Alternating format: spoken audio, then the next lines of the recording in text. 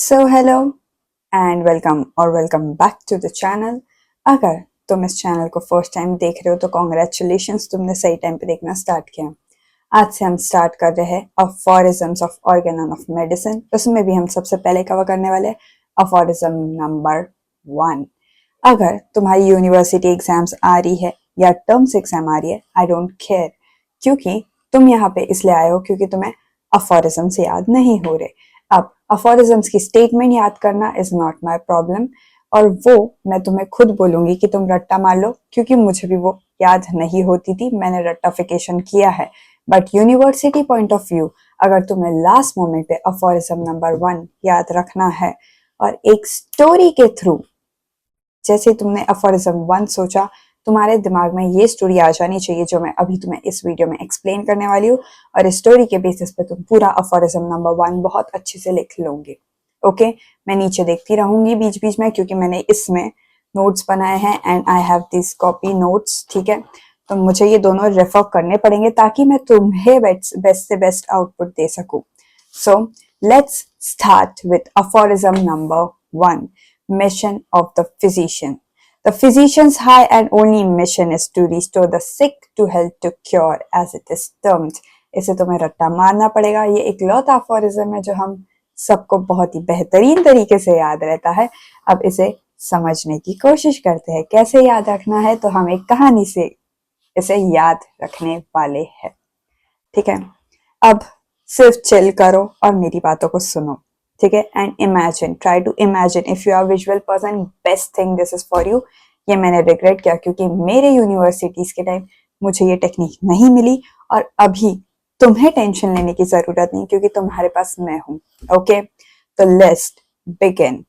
तो imagine, imagine करो एक गांव या फिर एक सिटी, या तुम्हारे आस पड़ोस में कोई भी एक प्लेस बेस्ट है। आस पड़ोस में सोच लो कि तुम एक लोकेलिटी में रहते हो। ठीक है, तुम्हारे गांव में बहुत ही बेहतरीन गांव है। ठीक है, उस गांव का नाम क्या है? Human body. उस गांव का नाम क्या है? Human body. Yes, you heard it right. Okay, तो ह्यूमन बॉडी में क्या था? सब कुछ खुशी से चल रहा था। यानी दिवाली मनाई जा रही है, होली मनाई जा रही है, क्रिसमस मनाया जा रहा है, ईद मनाया जा रहा है, पूरे मजे चल रहे हैं। ओके, और अचानक से क्या हुआ? आग लग गई एक घर में। उस घर में सबका गेट टुगेदर चल रहा था, न्यू ईयर की पार्टी चल रही थी, और वहां पे बॉडी के सारे ऑर्गन्स पार्टी करने के लिए आए थे। और उतने में क्या हो गया? लग गई आग। आग लगने की वजह से क्या हुआ?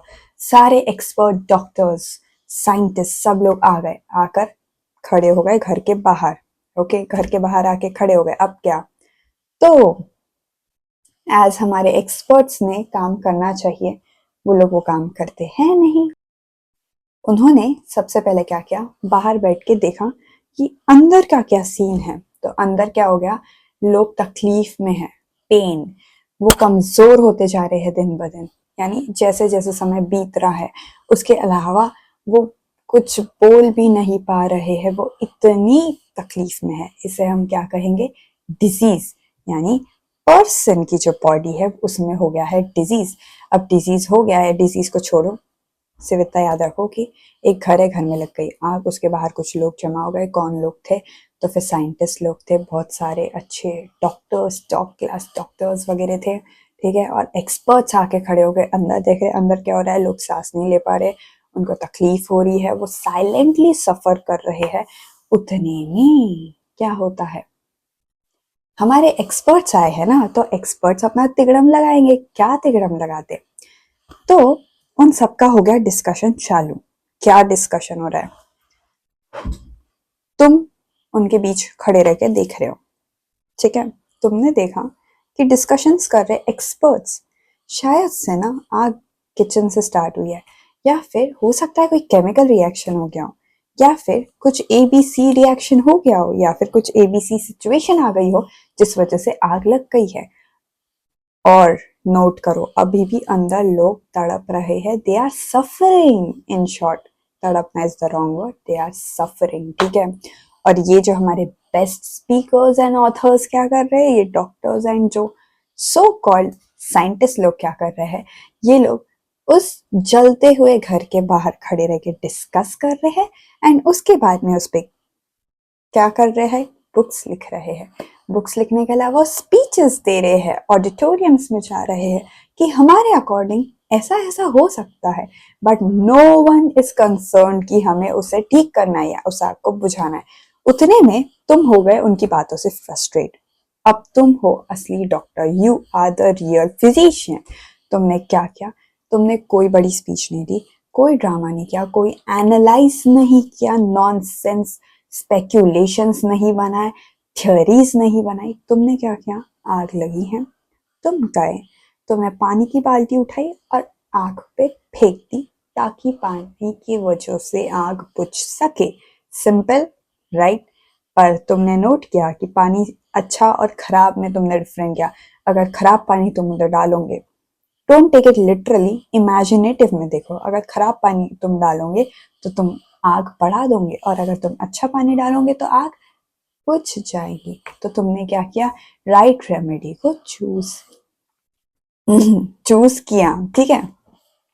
जब तक बाकी लोग बाहर आर्ग्यू करने में बिजी थे, तुमने राइट रेमेडी चूज करके उन लोगों को बचा लिया। अब कैसे बच गए, तुमने पानी डाला, आग बुझ गई, स्मोक बुझ गई, दीवार शांत हो गई, लोग बाहर निकल के आ गए। अब वहां पे जितने भी लोग थे जो खुद को एक्सपर्ट्स बोल रहे थे, प्रोफेशनल्स बोल रहे थे, उन सबकी बोलती तुमने कर दी बंद। क्यों? क्योंकि तुमने लोगों को बचा लिया। तुमने देखा कि जब ये लोग डिस्कस कर रहे थे तब अंदर से लोग चिल्ला कर बोल रहे थे प्लीज हमें बचा लो, पर किसी ने उनकी बात सुनी नहीं। तुमने उनकी आवाज सुनी, तुम गए, तुमने पानी डाला, तुमने उनको बचा लिया। इसीलिए उन सब की बोलती हो गई बंद। क्यों?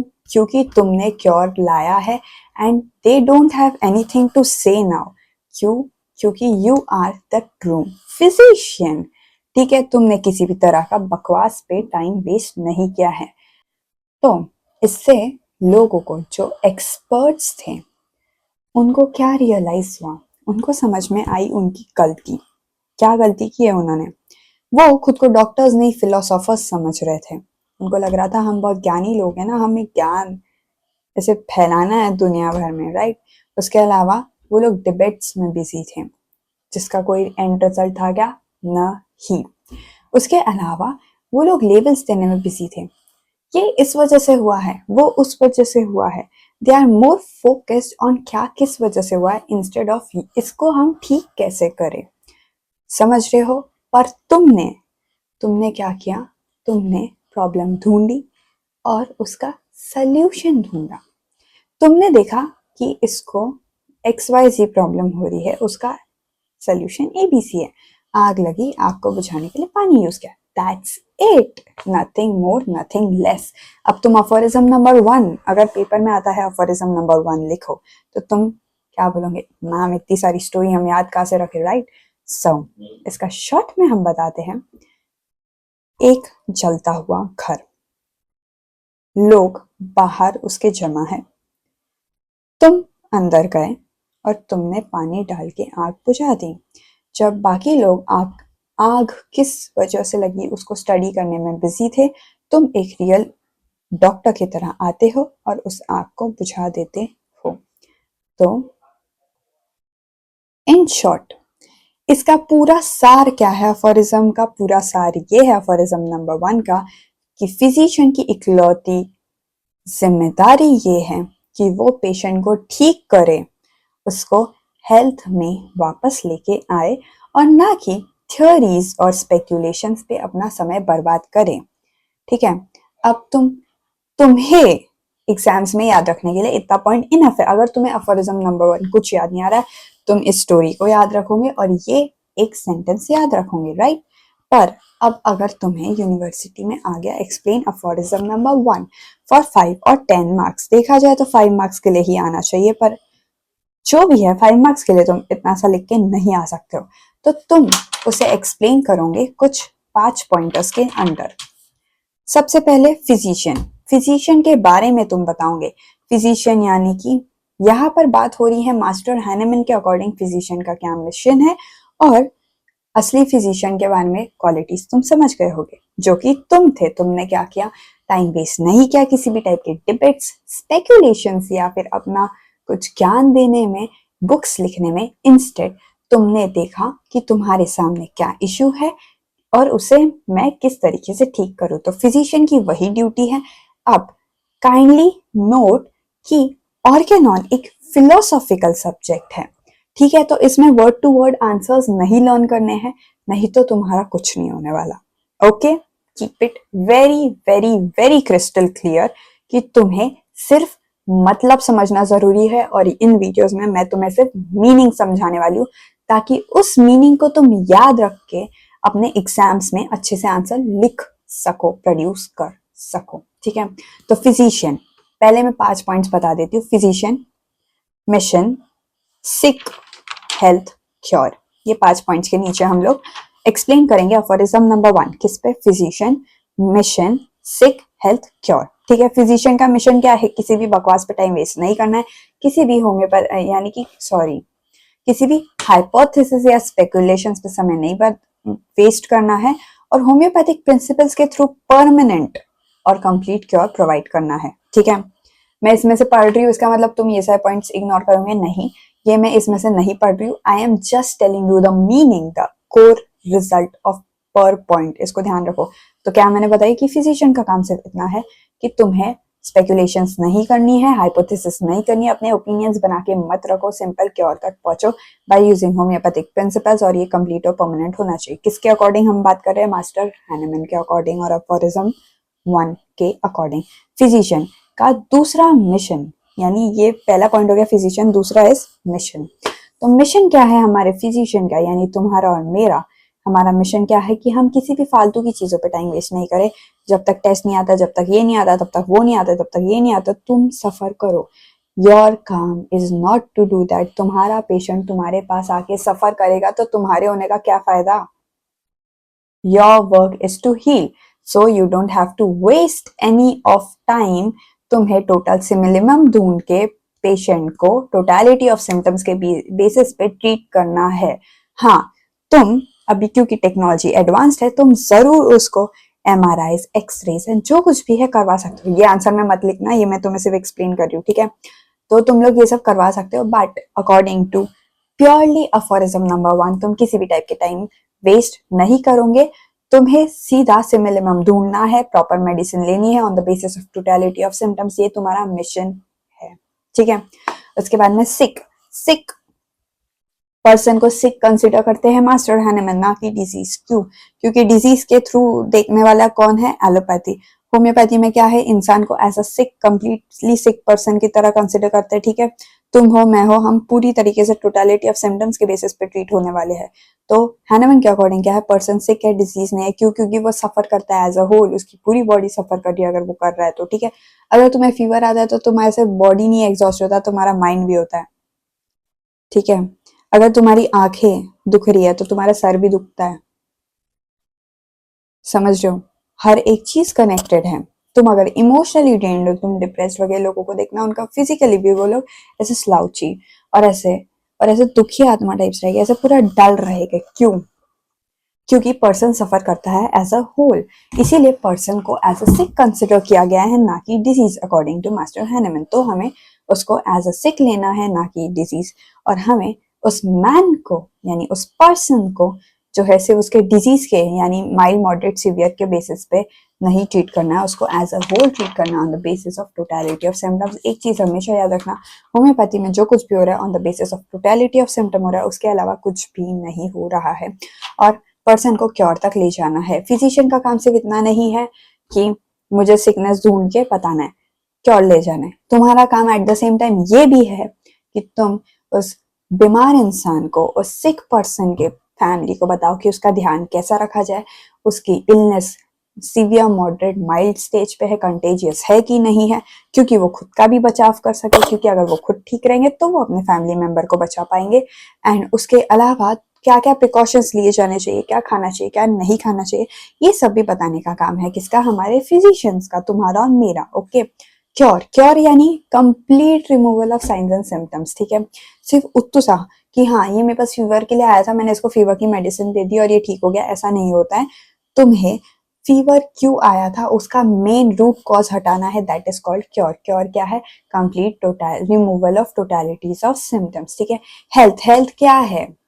हेल्थ क्या है? हेल्थ क्या है? तो हेल्थ यानी कि जब तुम्हारी माइंड और बॉडी पूरी तरीके से सिकनेस से हट जाए, सिकनेस जो है ना तुम्हारे माइंड में है ना तुम्हारे बॉडी में है, तब तुम एक हेल्दी पर्सन कंसिडर करोगे लोगों को, ठीक है।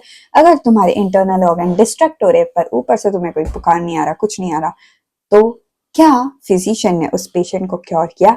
नहीं, वो वहां फेल हो गया। अगर तुम आग चल रही है घर में और तुम उसे बुझा नहीं पाए तो तुम एक फेलियर हो, समझ रहे हो?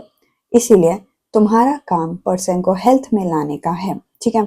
अब एक नोट, अब फॉर एग्जाम्पल नंबर 1 में स्पेशल नोट नोट करो, बिरफ। बिरफ वर्ड बहुत ज्यादा इंपॉर्टेंट है, इसका ओरिजिन है जर्मन वर्ड है ये, बिरफ।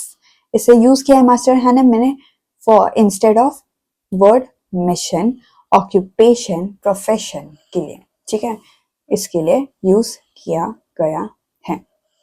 इसी के साथ हमारा अफोरिज्म नंबर 1 खत्म होता है और इसके जो नोट्स है वो मैं नीचे डिस्क्रिप्शन में दे दूंगी या कमेंट सेक्शन में पिन कर दूंगी, क्योंकि अभी मैंने नोट्स इसके बनाई नहीं हूँ शॉर्ट वाले, अगर मैं बनाती हूँ तो दे दूंगी, क्योंकि मुझे नोट्स इस तरीके से बनाने हैं कि तुम लास्ट मोमेंट पे एक स्कैन कर लो and you are good to go for the exam. Last moment पे तुम इतने सारे अफोरिज्म नहीं पढ़ पाओगे, दैट इज अ फैक्ट। और अफोरिज्म की स्टेटमेंट खुद रट लो, मैं नहीं, मैं खुद रट, यानी कि मैंने खुद ही रटा है, मैं तुम्हें क्या बताऊँ उसमें।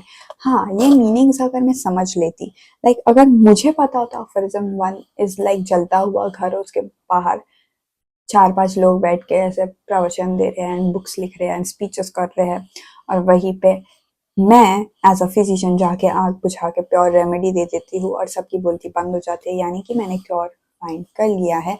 और इसके सिर्फ 5 हेडिंग्स है, कौन से? Physician, mission, health, cure, sickness. इन सबको तुम एक्सप्लेन कर दो, तुम्हारे 5 मार्क्स फिक्स हो चुके हैं। So with this I am closing the aphorism number 1 officially, और इसके नोट्स तुम्हें मिल जाएंगे। You are watching R Medicos Duniya, और हम लोग सब मिलकर एक जर्नी पे निकले हैं एक बेहतरीन डॉक्टर बनने के लिए। सो सब्सक्राइब कर लो, फॉलो कर लो, शेयर कर लो, अपने फ्रेंड्स को बताओ, अपने क्लास वालों को बताओ। अगर तुम्हें लग रहा है कि तुम ये इस वीडियो का यूज करके अच्छा स्कोर कर सकते हो तो तुम्हारे कॉम्पिटिटर्स को भी भेजो, करना ही है तो हेल्दी कॉम्पिटिशन्स करो। वैसे भी आप लोग बहुत है, कॉन्ग्रेचुलेशंस फॉर दैट, बट उनका फायदा उठाओ ना खुद के लिए हेल्दी कंपटीशन करके। देखो, if you will support me with this channel, you will also grow and I will also grow. I am on the journey of explaining you, helping you understand things more easily, ताकि मैं जो चीज़ नहीं समझ पाई, मेरे साथ जो गलतियां हुई है, मैंने जो गलतियां की हूँ, वो तुम्हें सफ़र ना करना पड़े। तो I hope I have been very clear with what I am trying to say, okay. And तुम्हें किस चीज़ पे वीडियो चाहिए, कमेंट डालो, कौन से सब्जेक्ट तुम्हारा सबसे वीक है वो बताओ, ताकि ऑर्गेनॉन के साथ में मैं उस सब्जेक्ट को स्टार्ट करूँ। एक साथ चारों पांचों सब्जेक्ट फर्स्ट ईयर वालों के लिए स्टार्ट करना मेरे लिए पॉसिबल नहीं है। एंड इसके नोट्स फ्री नहीं रहेंगे, स्टार्टिंग के 1-2 अफोरिज्म या 3 अफोरिज्म्स के मैं फ्री दूंगी, बाकी के पेड रहेंगे। पेड रहेंगे on the amount of chips का, एक पैकेट जो तुम एक चिप्स का पैकेट खरीदते हो उतने ही रेट के पर टॉपिक के नोट्स रहेंगे, क्योंकि अभी मैं उस बड़े लेवल पे on the journey I am, but मेरे पास अभी वैसे सॉफ्टवेयर एंड टीम नहीं है कि मैं तुम्हें एक पूरा बंडल बना के दे दूं, ठीक है। मैं खुद नोट्स कंस्ट्रक्ट कर रही हूँ, मेरे कॉलेज और लेक्चर्स और सारी चीज़ों के साथ में मैं तुम्हें नोट्स बना के देने की पूरी कोशिश कर रही हूँ। That's all my efforts and I want to respect my efforts. और अगर तुम्हें वो नोट्स चाहिए तो please unfortunately don't comment or DM me for free stuffs because I am putting a lot of efforts, और मैं उनका रेट जो है वो एक चिप्स के पैकेट के जितना रख रही हूँ। सो प्लीज रिस्पेक्ट इट, ठीक है। तुम जिन चीज़ों में इन्वेस्ट करते हो तुम्हें उसी से आउटपुट मिलता है, फ्री की चीज़ों की वैल्यू नहीं रहती है। So learn to respect things and the people putting efforts. Okay then, मिलते हैं अफोरिज्म नंबर 2 के साथ, जो कि है आइडल क्योर। टिल देन पढ़ो और अफोरिज्म नंबर 1 समझा कि नहीं मुझे बताओ। इस वीडियो की स्टोरी को 10 बार देखो ताकि तुम्हें ऐसे याद हो जाएगा पॉइजन। ओके,